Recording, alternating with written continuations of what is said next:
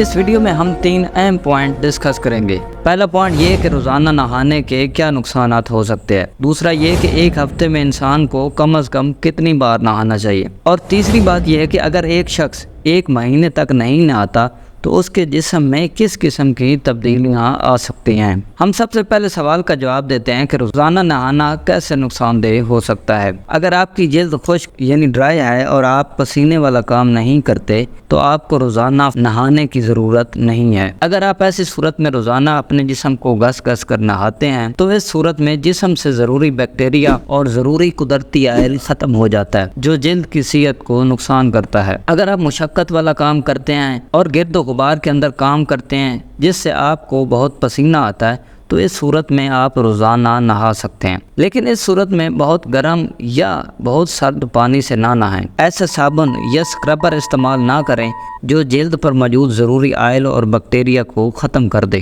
اب آتے ہیں دوسرے سوال کی طرف کہ ایک ہفتے میں کتنی بار نہانا چاہیے۔ تو سائنس کے مطابق اگر آپ کی نارمل سکن ہے اور زیادہ مشقت والا کام نہیں کرتے تو ہفتے میں 2 سے 3 دفعہ نہانا کافی ہے۔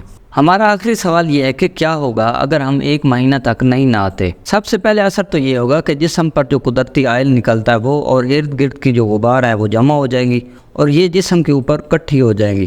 جب یہ جسم کے اوپر اکٹھی ہوں گی تو جسم کے پور بند ہو جائیں گے جس کی وجہ سے پسینہ آنا بند ہو جائے گا۔